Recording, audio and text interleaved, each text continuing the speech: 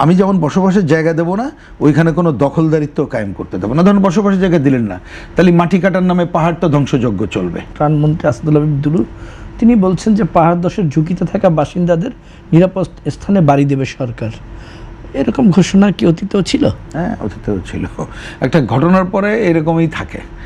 সুতরাং কিন্তু আমি থাকে বলেই আমি মনে করি যে আগে উনি আরেকটু, আমি জানি না, পুরো বক্তব্য তো শুনি নাই, এটা নিশ্চিত প্রথম করতে হবে যে আমরা ওই অঞ্চলে কাউকে বসবাসের জায়গা দেব না, আগে এটা নিশ্চিত করুক।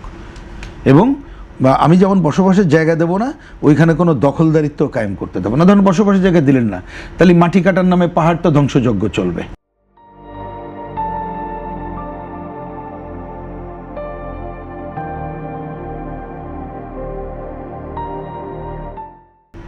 সুতরাং আপনি না দিলেও তো পাহাড় ধ্বংস হইতে পারে। তাহলে এইটা প্রথমে আগে বলুক।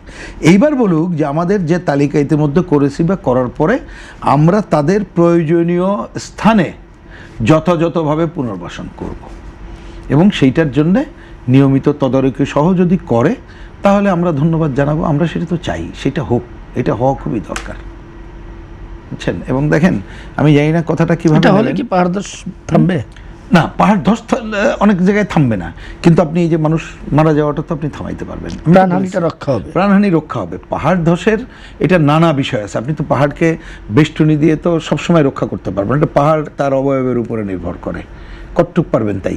কিন্তু যাতে এই ধরনের ধস হলে আমাদের ধ্বংসযজ্ঞটা না হয় বা কম হয়, সেই ব্যবস্থাটা আমরা করব। আর মানুষের মৃত্যু তো একেবারেই কাম্য না, তাহলে অন্ততপক্ষে ওইটা হবে না। এই আমি একটু প্রসঙ্গক্রমে বলি, আমি কোনো এই কথাটা আগে কখনো বলিনি, আজকে আপনার এখানে আমি একটু বলার লোভ সামলাইতে পারতেছি না। সেটা হচ্ছে কি, যদিও আমি এই কথাটাকে খুব হালকা মনে হইলেও আমি বিবেচনার দাবি সবার জন্যই করার কথা বলছি। আমি একবার মানে যাই হোক একটা আন্তর্জাতিক কনফারেন্সে দেশের বাইরে ছিলাম, তো সেইখানে বিশেষ করে আফ্রিকার দেশগুলোর যারা প্রতিনিধি তাদের সাথে আমার কথা হচ্ছিল, এবং অধিকাংশ দেশ বাংলাদেশ সম্পর্কে তাদের খুব একটা ধারণা নাই, বুঝতে পারছেন? তা যখন আমি বাংলাদেশ তার কত বর্গ কিলোমিটার এবং আমাদের দেশের মানুষ কত সংখ্যা এটা যখন বললাম, আমাকে প্রথমেই তারা আশ্চর্য করে দিয়ে কী বলতেছে জানেন? বলছো তাহলে তো আপনাদের সব হাই রাইজ বিল্ডিং। তা আমি বললাম যে হাই রাইজ বিল্ডিং কেন? এত মানুষের তোমরা থাকতে দাও কোথায়? একটু চিন্তা করেন কোথায় চলে আসতেছে। তো এখন আমার অনেক সময় তো মনে হয় এটা ভাবা দরকার যে, আমি বলছি জনগোষ্ঠীকে কথার কথা, যদি কারোর কাজের ক্ষেত্র এবং ওই জায়গাগুলোতে পাহাড়ের আশপাশে থাকে, আপনি তাকে ইচ্ছা করলে অনেক দূরে নিয়ে গেলে তো সে থাকবে না, এটা মনে রাখতে হবে। তার একটা সমাজ গড়ে উঠেছে, সে তো থাকবে না, তাহলে কোনো না কোনোভাবে এই অঞ্চলে কিন্তু চলে আসবে।